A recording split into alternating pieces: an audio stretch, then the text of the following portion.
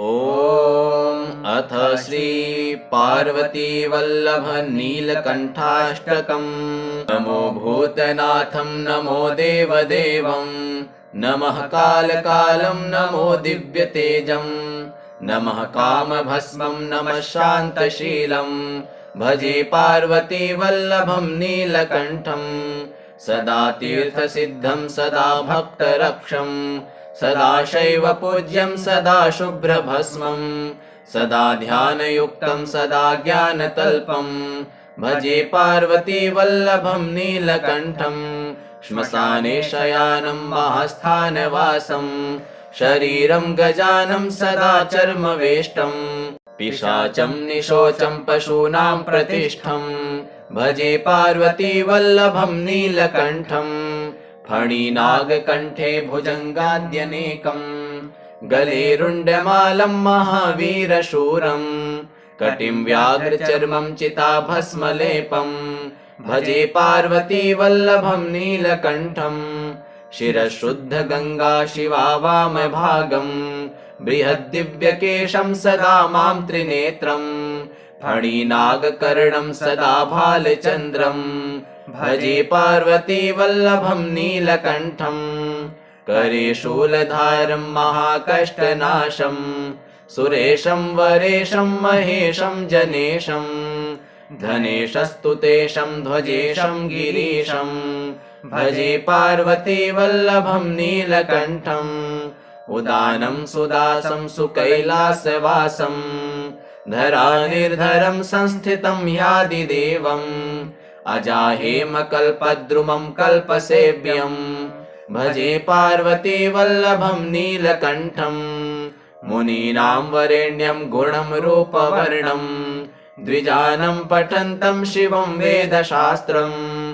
अहो दीनवत्सं कृपालुं शिवं हि भजे पार्वती वल्लभं नीलकण्ठं सदा भावनाथं सदा सेव्यमानं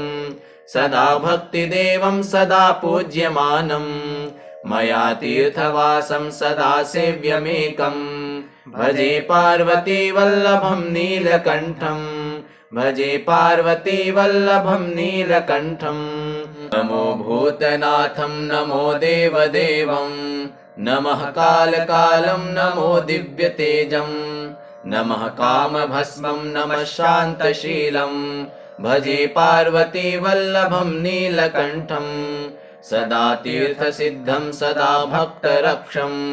सदा शैव पूज्यं सदा शुभ्रभस्मं सदा ध्यानयुक्तं सदा ज्ञानतल्पं भजे पार्वती वल्लभं नीलकण्ठं श्मशाने शयानं महास्थानवासं शरीरं गजानं सदा चर्मवेष्टं पिशाचं निशोचं पशूनां प्रतिष्ठं भजे पार्वती वल्लभं नीलकण्ठं फणिनागकण्ठे भुजङ्गाद्यनेकं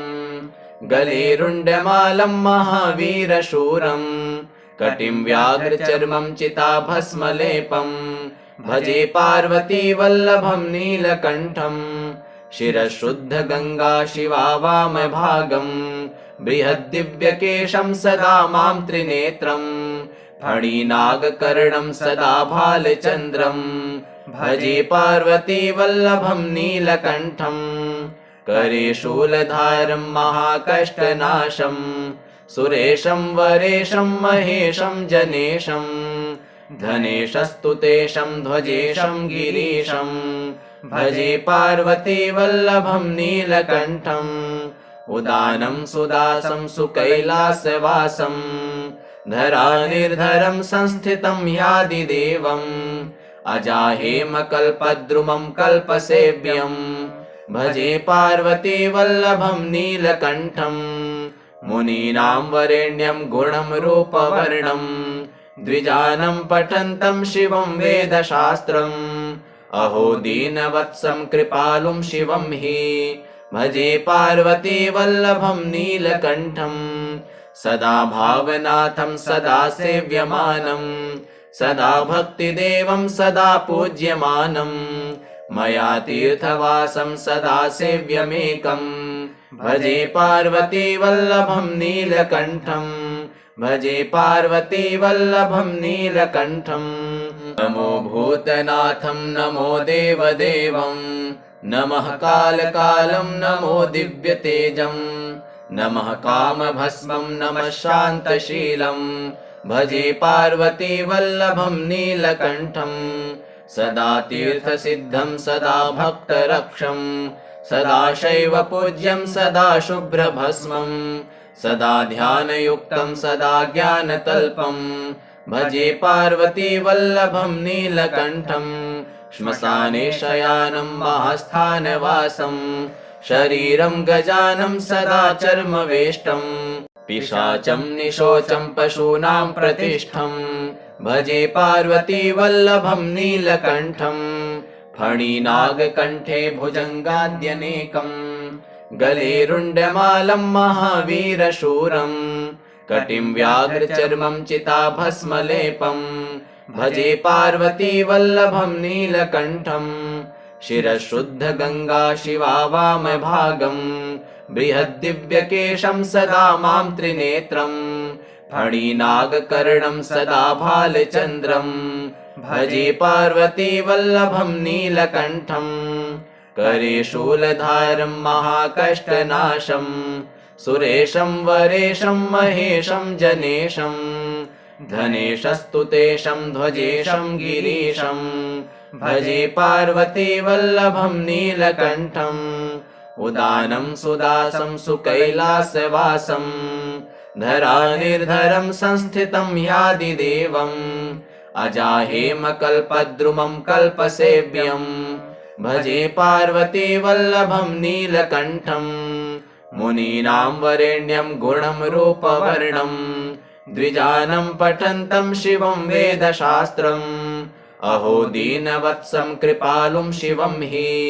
भजे पार्वतीवल्लभं नीलकण्ठं। सदा भावनाथं सदा सेव्यमानं सदा भक्तिदेवं सदा पूज्यमानं मया तीर्थवासं सदा सेव्यमेकं भजे पार्वतीवल्लभं नीलकण्ठं। भजे पार्वतीवल्लभं नीलकण्ठं। नमो भूतनाथं नमो देवदेवं नमः कालकालं नमो दिव्यतेजं नमः कामभस्मं नमः शान्तशीलं भजे पार्वतीवल्लभं नीलकण्ठं। सदा तीर्थसिद्धं सदा भक्तरक्षं सदा शैवपूज्यं सदा शुभ्रभस्मं सदा ध्यानयुक्तं सदा ज्ञानतल्पं भजे पार्वतीवल्लभं नीलकण्ठं। श्मशाने शयानं महास्थानवासं शरीरं गजानं सदा चर्मवेष्टं पिशाचं निशोचं पशूनां प्रतिष्ठं भजे पार्वतीवल्लभं नीलकण्ठं। फणिनागकण्ठे भुजङ्गाद्यनेकं गले रुण्डमालं महावीरशूरं कटिं व्याघ्रचर्मं चिताभस्मलेपं भजे पार्वतीवल्लभं नीलकण्ठं। शिरशुद्धगङ्गा शिवा वामभागं बृहद्दिव्यकेशं सदा मां त्रिनेत्रं फणिनागकर्णं सदा भालचन्द्रं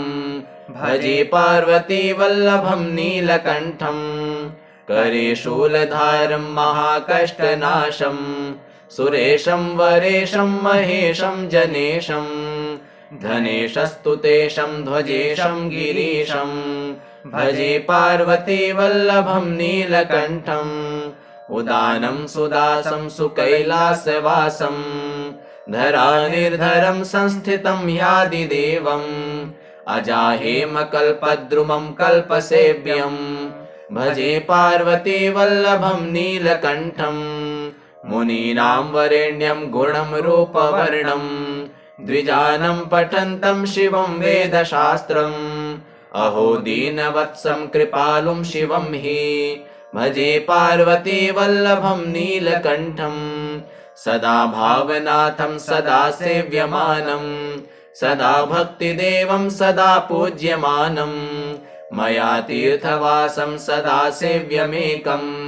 भजे पार्वतीवल्लभं नीलकण्ठं। भजे पार्वतीवल्लभं नीलकण्ठं। नमो भूतनाथं नमो देवदेवं नमः कालकालं नमो दिव्यतेजं नमः कामभस्मं नमः शान्तशीलं भजे पार्वतीवल्लभं नीलकण्ठं सदा तीर्थसिद्धं सदा भक्तरक्षं सदा शैवपूज्यं सदा शुभ्रभस्मं सदा ध्यानयुक्तं सदा ज्ञानतल्पं भजे पार्वतीवल्लभं नीलकण्ठं श्मशाने शयानं महास्थानवासं शरीरं गजानं सदा चर्मवेष्टं पिशाचं निशोचं पशूनां प्रतिष्ठं भजे पार्वतीवल्लभं नीलकण्ठं फणिनागकण्ठे भुजङ्गाद्यनेकं गले रुण्डमालं महावीरशूरं कटिं व्याघ्रचर्मं चिताभस्मलेपं भजे पार्वतीवल्लभं नीलकण्ठं शिरशुद्धगङ्गा शिवा वामभागं बृहद्दिव्यकेशं सदा मां त्रिनेत्रं फणिनागकर्णं सदा भालचन्द्रं भजे पार्वतीवल्लभं नीलकण्ठं करे शूलधारं महाकष्टनाशं सुरेशं वरेशं महेशं जनेशं धनेशस्तुतेशं ध्वजेशं गिरीशं भजे पार्वतीवल्लभं नीलकण्ठम् उदानं सुदासं सुकैलासवासं धरानिर्धरं संस्थितं यादिदेवम् अजाहेमकल्पद्रुमं कल्पसेव्यं भजे पार्वतीवल्लभं नीलकण्ठं मुनीनां वरेण्यं गुणं रूपवर्णं द्विजानं पठन्तं शिवं वेदशास्त्रम् अहो दीनवत्सं कृपालुं शिवं हि भजे पार्वतीवल्लभं नीलकण्ठं सदा भावनाथं सदा सेव्यमानं सदा भक्तिदेवं सदा पूज्यमानं मया तीर्थवासं सदा सेव्यमेकं भजे पार्वतीवल्लभं नीलकण्ठं भजे पार्वतीवल्लभं नीलकण्ठं नमो भूतनाथं नमो देवदेवं नमः कालकालं नमो दिव्यतेजं नमः कामभस्मं नमः शान्तशीलं भजे पार्वतीवल्लभं नीलकण्ठं सदा तीर्थसिद्धं सदा भक्तरक्षं सदा शैवपूज्यं सदा शुभ्रभस्मं सदा ध्यानयुक्तं सदा ज्ञानतल्पं भजे पार्वतीवल्लभं नीलकण्ठं श्मशाने शयानं महास्थानवासं शरीरं गजानं सदा चर्मवेष्टं पिशाचं निशोचं पशूनां प्रतिष्ठं भजे पार्वतीवल्लभं नीलकण्ठं फणिनागकण्ठे भुजङ्गाद्यनेकं गले रुण्डमालं महावीरशूरं कटिं व्याघ्रचर्मं चिताभस्मलेपं भजे पार्वतीवल्लभं नीलकण्ठं शिरशुद्धगङ्गा शिवा वामभागं बृहद्दिव्यकेशं सदा मां त्रिनेत्रं फणिनागकर्णं सदा भालचन्द्रं भजे पार्वतीवल्लभं नीलकण्ठं करे शूलधारं महाकष्टनाशं सुरेशं वरेशं महेशं जनेशं धनेशस्तुतेशं ध्वजेशं गिरीशं भजे पार्वतीवल्लभं नीलकण्ठम् उदानं सुदासं सुकैलासवासं धरानिर्धरं संस्थितं यादिदेवम् अजाहेमकल्पद्रुमं कल्पसेव्यं भजे पार्वतीवल्लभं नीलकण्ठं मुनीनां वरेण्यं गुणं रूपवर्णं द्विजानं पठन्तं शिवं वेदशास्त्रम् अहो दीनवत्सं कृपालुं शिवं हि भजे पार्वतीवल्लभं नीलकण्ठं सदा भावनाथं सदा सेव्यमानं सदा भक्तिदेवं सदा पूज्यमानं मया तीर्थवासं सदा सेव्यमेकं भजे पार्वतीवल्लभं नीलकण्ठं भजे पार्वतीवल्लभं नीलकण्ठम् नमो भूतनाथं नमो देवदेवं नमः कालकालं नमो दिव्यतेजं नमः कामभस्मं नमः शान्तशीलं भजे पार्वतीवल्लभं नीलकण्ठं सदा तीर्थसिद्धं सदा भक्तरक्षं सदा शैवपूज्यं सदा शुभ्रभस्मं सदा ध्यानयुक्तं सदा ज्ञानतल्पं भजे पार्वतीवल्लभं नीलकण्ठं श्मशाने शयानं महास्थानवासं शरीरं गजानं सदा चर्मवेष्टं पिशाचं निशोचं पशूनां प्रतिष्ठं भजे पार्वतीवल्लभं नीलकण्ठं फणिनागकण्ठे भुजङ्गाद्यनेकं गले रुण्डमालं महावीरशूरं कटिं व्याघ्रचर्मं चिताभस्मलेपं भजे पार्वतीवल्लभं नीलकण्ठं शिरशुद्धगङ्गा शिवा वामभागं बृहद्दिव्यकेशं सदा मां त्रिनेत्रं फणिनागकर्णं सदा भालचन्द्रं भजे पार्वतीवल्लभं नीलकण्ठं करे शूलधारं महाकष्टनाशं सुरेशं वरेशं महेशं जनेशं धनेशस्तुतेशं ध्वजेशं गिरीशं भजे पार्वतीवल्लभं नीलकण्ठम् उदानं सुदासं सुकैलासवासं धरानिर्धरं संस्थितं यादिदेवम् अजाहेमकल्पद्रुमं कल्पसेव्यं भजे पार्वतीवल्लभं नीलकण्ठं